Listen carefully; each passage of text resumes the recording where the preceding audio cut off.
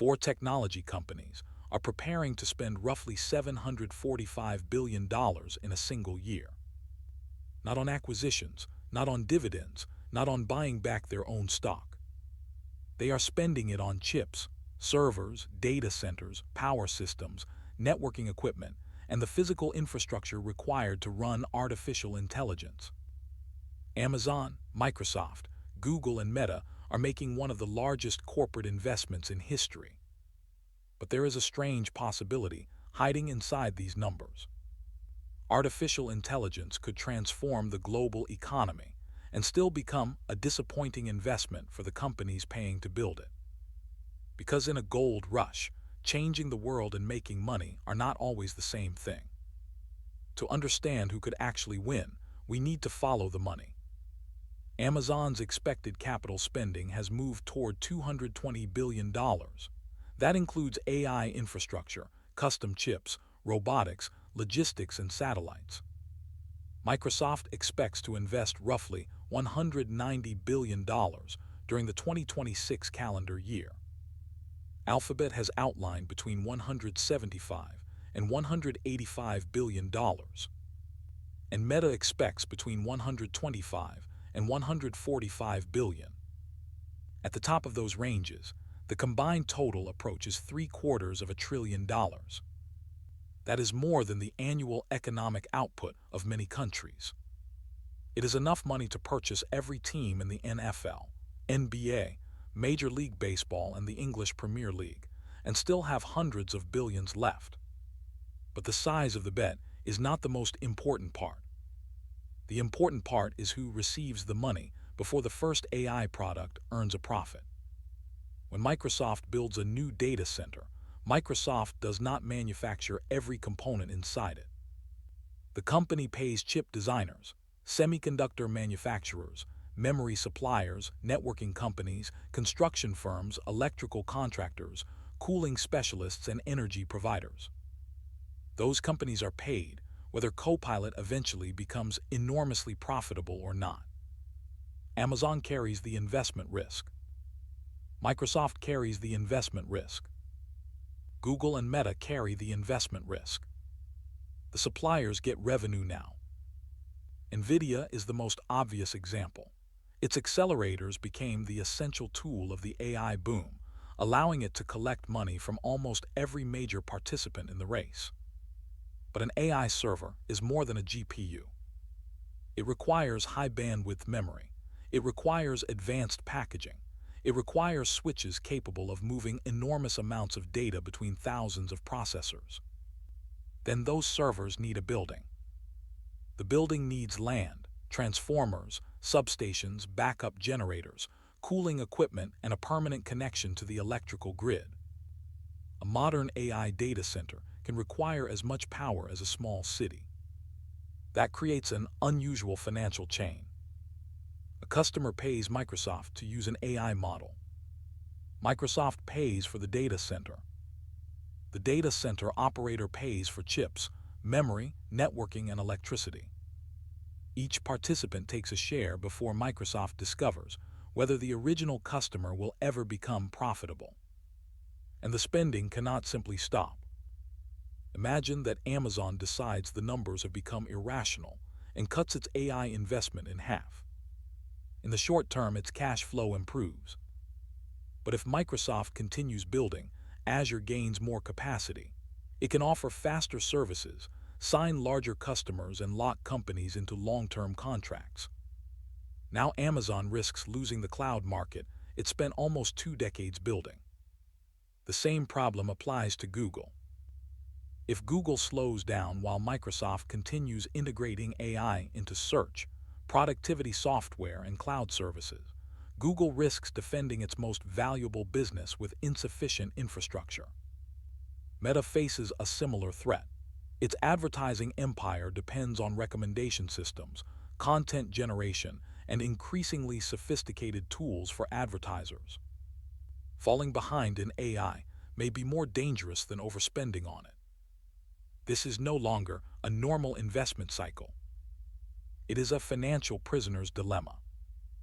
Every company might prefer a slower and cheaper race, But no company can safely slow down unless it believes its competitors will do the same. And they will not. There is another problem. Data centers look permanent. The buildings can operate for decades. Electrical equipment can remain useful for years. But many of the most expensive machines inside those buildings age much faster. A cutting-edge AI accelerator can lose its competitive advantage when a new generation offers more performance while using less electricity. The old chip may continue working, but economically it becomes less valuable. This means big tech is not buying one infrastructure system and waiting for it to produce revenue. It is entering a replacement cycle. New processors require new memory, new networking, different cooling, and sometimes redesigned facilities.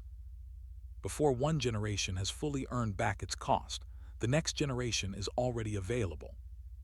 Microsoft has acknowledged that a large portion of its capital spending goes towards shorter-lived assets such as GPUs and CPUs. Those machines must generate revenue quickly because the technological clock begins ticking the moment they are installed. And installation itself takes time. A company can purchase chips today, but it may take months to connect them, test the system, and make the capacity available to customers. During that period, money has already left the company, but revenue has not arrived. So how does each company expect to recover its investment? Amazon has the clearest traditional model. Oz rents computing infrastructure to other businesses. Instead of every company building its own data center, Amazon builds the capacity and sells access by the hour. If demand remains strong and customers continue paying premium prices, Amazon can convert infrastructure into recurring cloud revenue. But Amazon faces two risks. The first is competition. Microsoft and Google are building similar capacity. The second is pricing. As chips improve and more infrastructure becomes available, the price of AI computation may fall.